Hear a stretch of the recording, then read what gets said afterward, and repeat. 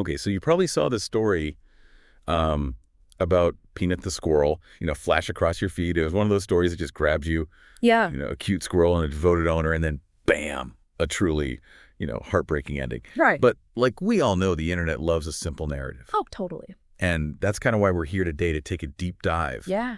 into the article, Peanut the Squirrel and Animal Control. Did the system fail? Hmm.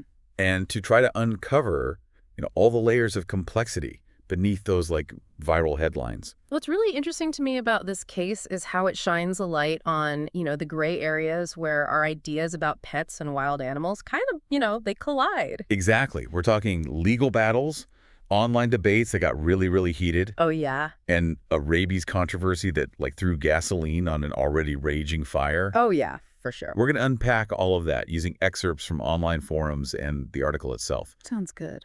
But first, let's start with Peanut himself. He wasn't just, your average backyard squirrel, was he? No. Peanut was far from ordinary. He was rescued when he was just a baby. Oh. And he had been living with his owner in New York State for 7 years. Wow. 7 years. That's a long time. I know, and he wasn't just tucked away. He was a bit of a social media star. Really? Yeah, people loved his, well, let's just say robust physique and his playful personality. He had fans, people who saw him as, more than just a wild animal. Oh. I can see why it's hard to resist a chubby, playful squirrel. And it sounds like his owner may have had other animals too. Yeah, Potentially even an unlicensed sanctuary situation. it's possible, yeah. And some people online were just devastated by this whole thing, feeling like the system had failed. Peanut. Yeah, I saw that. One forum user, one human people wrote, "The cops killed Peanut for no reason. They confiscated him, and he ended up being euthanized because he couldn't be released back into the wild." Yeah, you can really feel the raw emotion in that statement, and it reflects a sentiment shared by a lot of people online. Sure. But to really understand the situation, we need to kind of delve into the legal side of things. Okay. So, in New York, keeping wild animals as pets requires specific permits. Uh-huh. And while it seems like Peanut's owner was trying to get these permits, they didn't have them at the time. Ah, yes.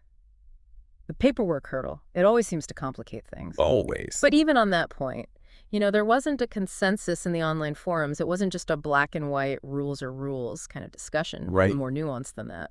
Definitely you had people like Evil Chef Returns who firmly believed that, the blame lay solely with the owner. Mm-hmm. Their logic was basically, if you're going to keep wild animals, you need to, dot your I's and cross your N's. No exceptions. Makes sense, following the letter of the law. But then you have users like Stussilis who took a very different stance. Oh, yeah. Questioning whether euthanasia was really the only option. Right. They even compared the care that Peanut received to that of licensed rescues, suggesting that the legal situation might not reflect the actual well-being of the animals. Yeah, that's a really valid point. I think we often see that legal definitions and, lived realities don't always perfectly align. Yeah, for sure. And then just to further complicate matters, we have the rabies controversy. Oh, right, the rabies situation that was like throwing a match onto a pile of dry leaves. Exactly. It all escalated when Peanut, understandably stressed during the capture, Yeah.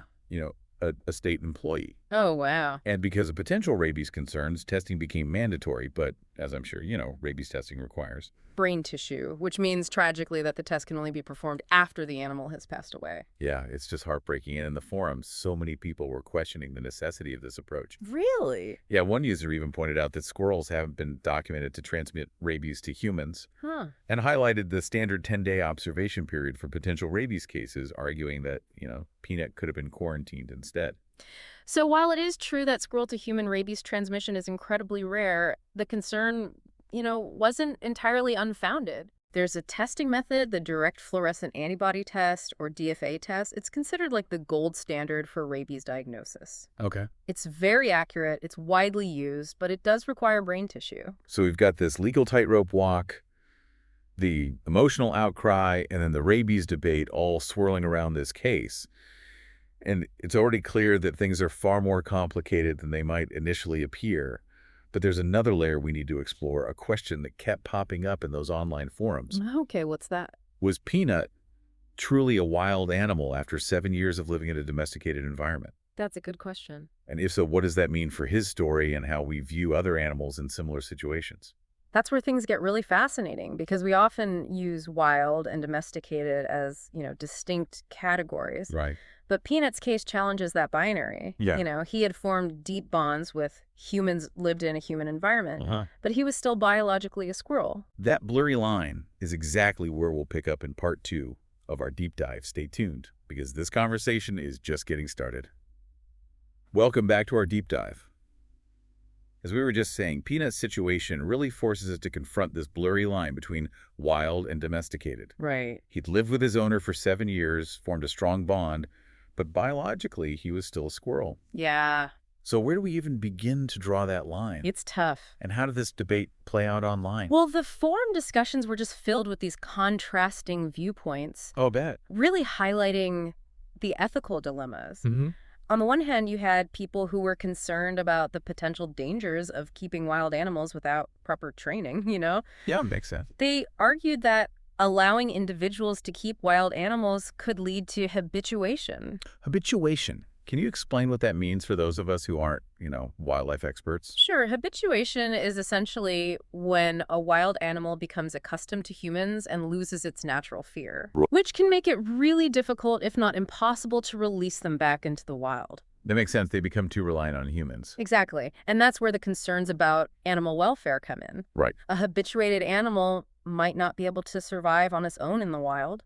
Yeah, that makes sense. One user, J. Tibbs, expressed this concern really well. They said, "The goal of wildlife rescue organizations is to return animals to the wild. If not done right, animals habituate to humans, become unreleasable, and either have to reside permanently in a rescue or are destroyed." So in their view, keeping wild animals as pets could ultimately do more harm than good. Precisely. But then on the other side of the debate, you had people who saw Peanut as a victim of circumstance, almost like his social media fame made him a target. That's an interesting perspective, the idea that Peanut's online presence might have inadvertently led to his downfall. Yeah, there was definitely a sense that, by putting Peanut in the spotlight, his owner unintentionally attracted scrutiny. Yeah, I can see that. One user, Dragon's Breath 3452, put it this way: "If I had an illegal pet, I wouldn't have tried to make him a social media star. The attention killed him." Wow. It really raises questions about the role of social media in cases like this. Yeah, it's like a double-edged sword. On one hand, social media can raise awareness about animal welfare issues, but on the other hand, it can potentially put animals at risk, especially if they're in a legally ambiguous situation. Exactly. And in Peanut's case, his social media presence might have inadvertently played a role in bringing his situation to the attention of authorities. It's a cautionary tale about the unintended consequences of online exposure. Definitely. But aside from the habituation risk and the social media factor, were there any other arguments against keeping wild animals as pets? Yeah, one recurring concern was the lack of specialized knowledge and resources that are really needed to properly care for wild animals. Right. Some forum users pointed out that even with the best intentions, individuals might not be equipped to meet the complex needs of a wild animal. They emphasized the potential for unintentional harm, either through inadequate care or by inadvertently exposing the animal to diseases or stressors that they wouldn't encounter in the wild. Yeah, it sounds like a lot of responsibility and a lot of expertise is needed to ethically care for a wild animal. Absolutely. Yeah. There's a reason why wildlife rehabilitation and sanctuary work is often done by highly trained professionals. Yeah. It's not simply a matter of providing food and shelter. It's about understanding the species-specific needs of the animal and ensuring their well-being in a way that respects their wild nature. So we've got these strong arguments against keeping wild animals as pets, but were there any proposed alternatives to the, tragic outcome of Peanut's story? Yeah, there were several alternative solutions that were discussed in the forums. Like what? One frequently mentioned option was sanctuary placement. So finding a facility that's specifically designed to care for animals like Peanut. Exactly. Sanctuaries often have the expertise and the resources to provide appropriate habitats and care for wild animals that can't be released back into the wild. So some forum users felt that a sanctuary would have been a more humane option for Peanut, allowing him to live out his days in a safe and enriching environment. That does sound like a potentially viable solution. Were there any other alternatives proposed? Another alternative that was discussed was the possibility of a more thorough rabies observation period. Right. Remember some people argued that the standard 10-day observation period could have been applied in Peanut's case, potentially avoiding the need for euthanasia. Right, that's an interesting point, especially given the rarity of squirrel-to-human rabies transmission. Of course, there are valid reasons why authorities might opt for immediate testing in certain situations, but the forum discussions highlighted a desire for, more nuanced approaches, particularly when dealing with animals that have been living in domestic settings for extended periods. Yeah, it seems like there was a collective feeling that Peanut's case deserved a more individualized approach, considering his, unique circumstances. Precisely, and that sentiment ties into a larger discussion about the need for more clarity in wildlife Oh, yeah. regulations. Especially when it comes to these edge cases where an animal has been integrated into a human environment for a significant period. Right. If the regulations aren't clear, it creates confusion for both, animal owners and those who are tasked with enforcing the law. Exactly. And in Peanut's case, the lack of clear guidelines might have contributed to the tragic outcome. So we've explored the arguments against keeping wild animals as pets, considered alternative solutions, like sanctuary placement and extended rabies observation, and identify the need for clearer wildlife regulations. Where do we go from here? What can we learn from Peanut's story? Well, I think Peanut's case is a powerful reminder that our actions, even those seemingly small, can have far-reaching consequences. What do you mean by that? Well, think about it. Sharing a cute animal video online, rescuing an injured animal, even choosing to bring a wild animal into our homes. Yeah. These actions, while often well-intentioned, can have unforeseen consequences. Right. Peanut's story highlights the need for careful consideration, responsible decision-making, and a willingness to engage in these complex conversations about our relationship with wild animals. So it's a call for us to be more mindful of our impact on the natural world Yeah. and to advocate for policies that protect both animals and humans. Precisely, Peanut's story, while tragic, can serve as a catalyst for positive change. It's a lot to unpack, and there's still so much to consider. But one thing is for sure, Peanut's legacy extends far beyond his short life. Yeah, I agree. He sparked a conversation that needs to continue. Absolutely. And that's where we'll pick up in the final part of our deep dive. We'll explore the lasting impact of Peanut's story and what it means for the future of our interactions with wild animals. Stay tuned. Welcome back to our deep dive. It's been kind of a heavy conversation so far. Yeah. Exploring, any layers of Peanut the squirrel story. Yeah, it's been a lot. We've talked about, the legal gray areas, Yeah. the passionate debates online, the search for, alternative solutions. But there's one question that kind of lingers. What is the lasting impact of this case? Did Peanut's story actually change anything? It's still kind of early to say for sure, but there are signs that Peanut's story has really sparked a much-needed conversation. Oh, really? Like what kinds of signs? Well, we're seeing, increased scrutiny of existing wildlife regulations, more public discourse about the ethics of keeping wild animals as pets, and a growing awareness of, the challenges faced by wildlife rehabilitators and sanctuaries. So kind of a shift in public awareness. Yeah. It's got to be a good starting point, right? Absolutely. And remember, Peanut's story went viral. It wasn't, confined to niche online forums or wildlife enthusiast circles. Right. Millions of people were exposed to the complexities of this issue, prompting questions, challenging assumptions. That kind of widespread attention can be a very powerful catalyst for change. Yeah, you're right. It's not just about Peanut anymore. It's about all the other animals out there that are, in similar situations. Exactly. Peanut's case has become kind of a symbol representing a larger conversation about our relationship with wild animals. Yeah.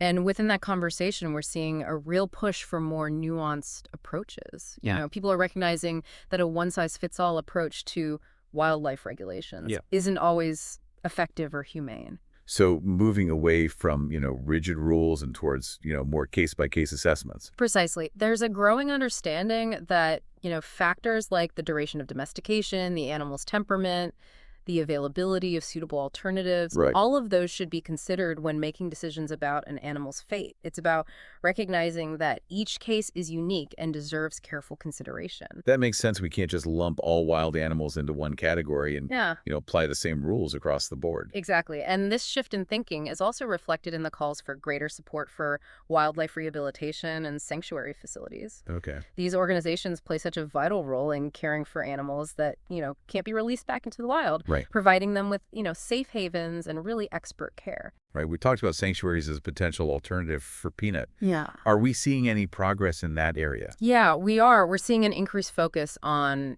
funding and resources for these facilities. There's a growing recognition that, sanctuaries aren't just temporary holding places, Yeah. but really essential components of a responsible approach to wildlife management. Right. And, with greater support, they can expand their capacity to care for, animals like Peanut, providing them with the specialized care they need. Yeah, it sounds like there's a movement towards, more compassionate and holistic solutions, Totally. which is really encouraging. Yeah. But aside from policy changes and increased support for sanctuaries, what else can be done to, prevent similar situations from happening in the future? Well, education is key. We need to, increase public awareness about the complexities of keeping wild animals, the potential risks involved, the ethical considerations. So helping people understand that, a cute squirrel video doesn't tell the whole story. Precisely, we need to educate people about the specific needs of different species, Hmm. the challenges of providing appropriate care, the potential consequences of habituation. And, this education needs to start early. You're thinking about school programs, community outreach, that sort of thing. Exactly. By integrating wildlife education into our schools and our communities, we can foster a greater understanding and respect for wild animals, encouraging responsible interactions, and hopefully preventing future tragedies. That's great. So it sounds like Peanut's legacy is shaping up to be one of, increased awareness policy reform and a more compassionate approach to wildlife management. Yeah, I'd agree with that. Like a powerful testament to the impact that, one small squirrel can have. It really is. It's a reminder that every individual, no matter how small, has the potential to spark change. And even in the face of tragedy, there is always hope for a better future. Well said. It's been a heavy topic, but, I think we've covered a lot of important ground today. We've explored the legal complexities, the ethical dilemmas, the search for solutions. And while Peanut's story is undeniably heartbreaking, it's also, a powerful call to action. It is. It's a call to be more mindful of our impact on the natural world, to advocate for policies that protect both animals and humans, and to approach these complex issues with, compassion and understanding. Couldn't have said it better myself. Thanks for joining us on this deep dive. It's been a Yeah. journey, and we appreciate you being here for it. My pleasure. Until next time, keep asking questions, stay curious, and remember the power of even the smallest voice to spark change.